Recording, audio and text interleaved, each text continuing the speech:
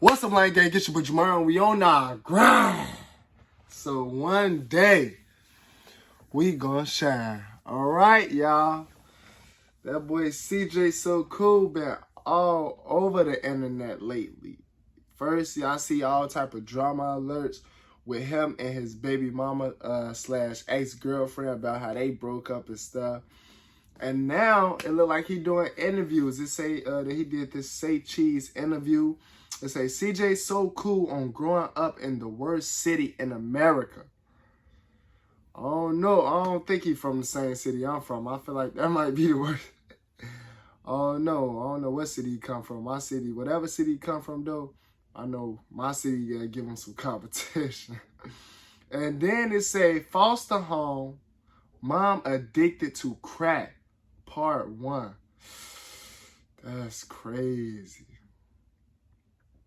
Dang. That's an interesting title though, man. You know, that's how we finna go ahead and watch it. Let's see what he talking about. Let's get into this video though, man. Don't forget to like, and subscribe if you're new. But let's get right into it, man. Let's see what he talking about.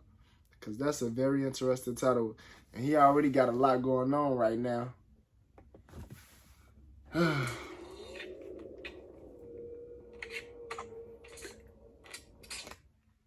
CJ So Cool, it's a pleasure, my boy. Yes, sir, man. Yes, sir. Same here, man. Glad to be here. You know, you don't do too many interviews. I've done 0 interviews. This is my first interview ever. I just felt like man. my whole channel was an interview. They already got everything, but that's not the truth. So that's why I'm here right now. Exactly. I appreciate it, man. You have almost 9.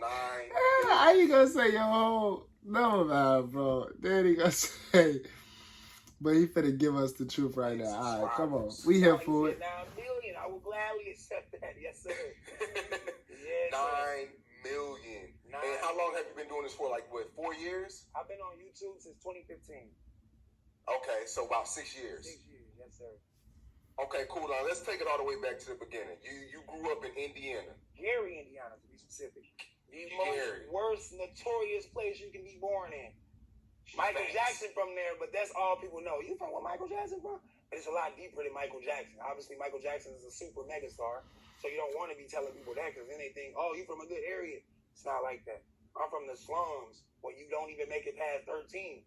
So the kids that look up to me where I'm from, they notice that I'm not supposed to be here. So I'm grateful for this opportunity to be here. I could have been dead in jail, but I made sure I subtracted that from my life. I was not going to be around that type of activity. Not around that type of, I was in the environment, but I made sure I subtracted that as much as possible. When it was an opportunity, I made sure I was there. Not in Gary. Wherever else I could be, I was there. Which is why I left straight out of high school. As soon as I graduated high school, I went to the Navy. That's exactly what I did. And straight in the Navy, they could see it in me. They like, okay, he's already overcame so much. They can see the specialness in me. So straight from boot camp, I got selected to go to the Presidential Honor Guard. People don't know that because I don't brag on it too much. It's not a topic you want to hear people talking about, especially once I got out the military. I'm not going to be bringing up the military. But, the military was a big part of my life, and it actually gave me that military bearing, which is why I consider myself to be more professional than anybody from my city. Right. So let's go back. Let's get deeper into this. So you grew up in a foster home? I started off in the foster care system, but then it wasn't working. So my grandmother, she actually came and adopted me. She's my real grandmother, but she adopted me and became my mother. And then I was taken from the foster care. But the foster care that wasn't no joke. Like, people actually in foster care, I have to give my head to them because being in foster care can be way more detrimental than you think. Like, I was raised by white people, basically. My first foster care home was white dad, white mom. All the neighbors was white. And we were just black, dirty, bummy kids that didn't fit in. So got picked on, got pushed, got jumped, all that by white people. So it's like I was 5 years old when this happened. How you?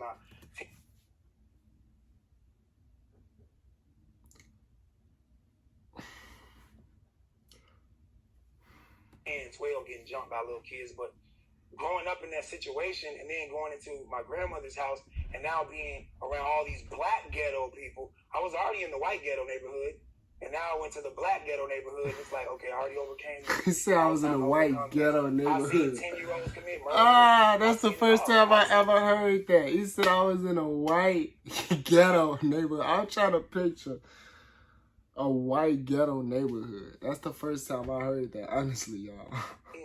My mother, specifically, crackhead, prostitution. My father died in prison. I was only 9.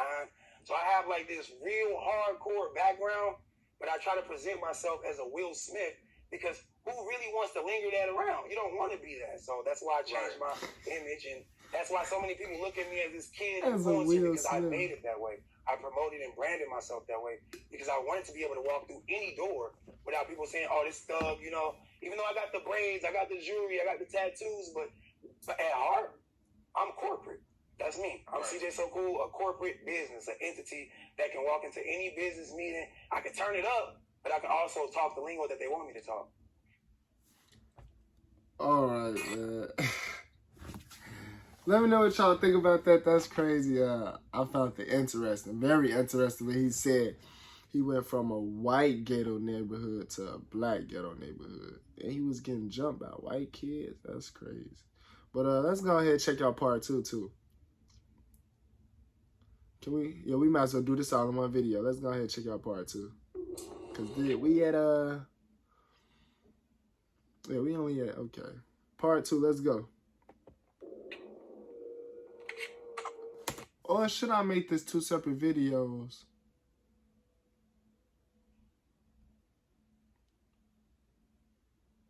Because these got different titles. Reveal he's starving, foster care by white parents.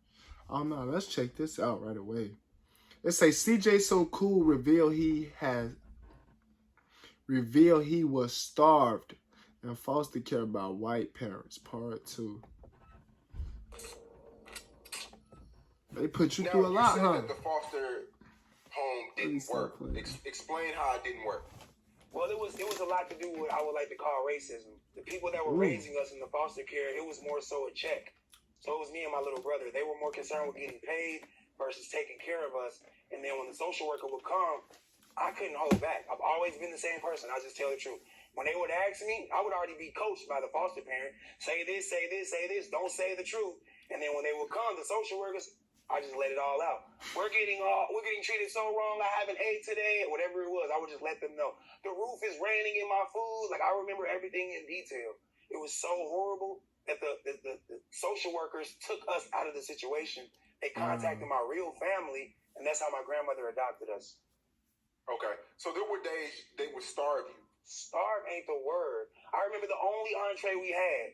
The entree was the ABC spaghetti, oodles and noodle, whatever you call it, right out the Chef Boyardee can.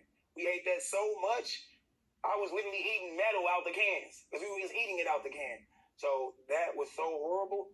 That's why I treat my kids and my girls' kids the way I treat them, because I already been through it, where people are only concerned about a check and not about the well-being of the child.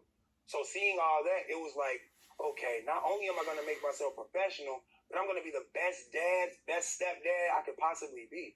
So that's where all that came from. The way I was raised, the way I was brought up. It all tied into who I became. You recently just said that your mom... That kind of makes sense too, though, honestly.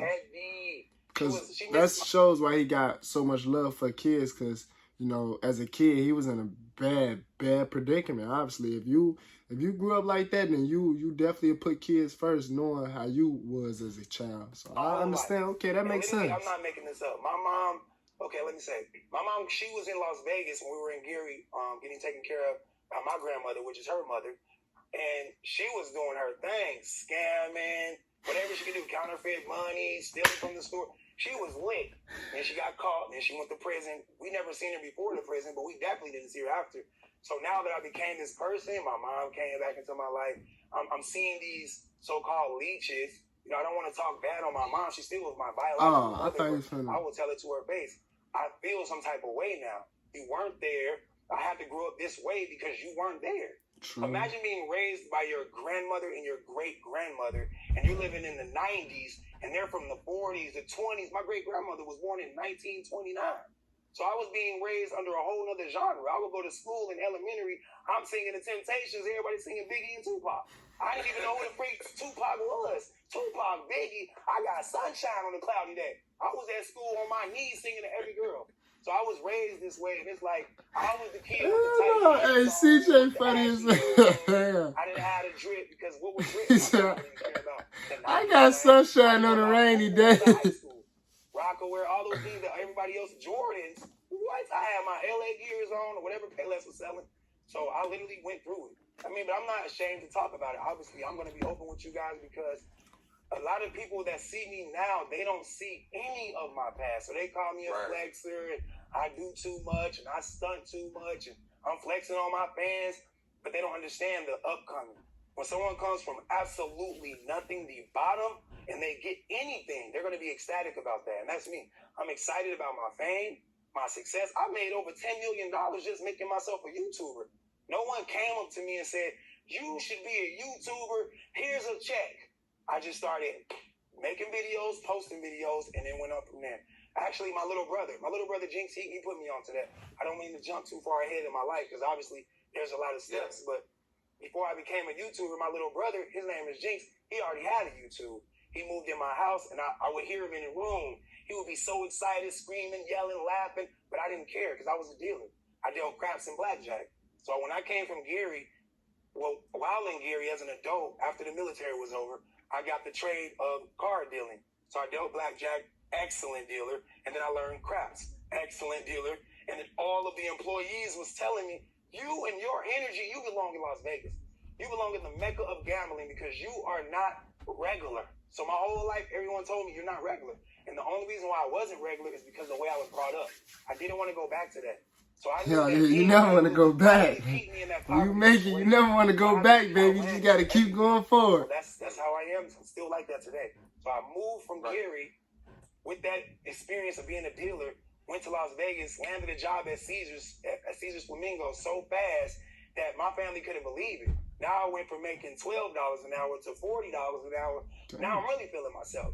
So now that's when my Instagram came and I'm on there flexing. I didn't have a YouTube yet. So the way people see me now, I've always been like this. As soon as I got a taste of that money, I had to be like that. Right. So at what age did you realize that your mom, it wasn't normal? I think I didn't care until she came back into my life. Because where I'm from, this story I'm telling is the norm. I'm not the only one whose mom was on drugs. I'm not the only one whose father died in prison. It was so normalized that I didn't even really think about it until she came back. When she came back, it was 2015. I'm killing it on YouTube, and she popped up. She came to my house in Las Vegas, and I opened the arms. I extended my invitation. Come on in. I gave her the lifestyle that I was experiencing, and that's when I realized, I said, okay, I feel used because you weren't there for me.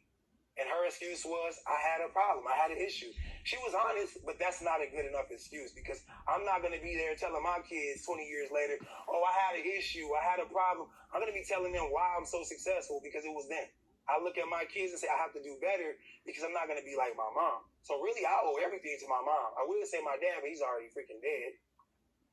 Okay. So when you were young, in Gary, Indiana, it's crazy. You ever see her out, on the corners or she came back. She didn't come back frequently, but I never seen her do her thing. But you don't have to see it because being that kid that I was, I'm always in the neighborhood walking around. People would tell me, grown-ups would come up to me like, man, your mama, man, and I would just be like, wow, you gonna tell me this about my mom? And it began to get on my brain and on my heart. And then, like I said, I just pushed it away. That's my mom's decision. She's a grown woman. I'm already grown. I live with my grandmother, my great-grandmother. They've already raised me. They gave me the foundation. They used to come to him like, now, at that point, I'm just glad she didn't take care of me because I would have been another crack baby. I know how crack babies get passed around. I'm just glad that she actually gave me up to foster care because it was my mom that did that. She started the foster care. She gave us up, and that's how my grandmother came into the picture. That's it? Oh, no, that's ad. Wow. Damn, we can't even skip this. Oh, yes, we can. Oh, that's it. All right, man. Let me know. Hopefully, they put out a part 3. That's part 2. Let me know what y'all think down below in the comments. about this video, man. Let me know if y'all understand what CJ So Cool trying to say, or what he's saying and where he came from, man. Down in the comments below. Let me know what else y'all want to react to. Y'all want me to check out, and I'm going to get to it. I'll see y'all in the next video, man.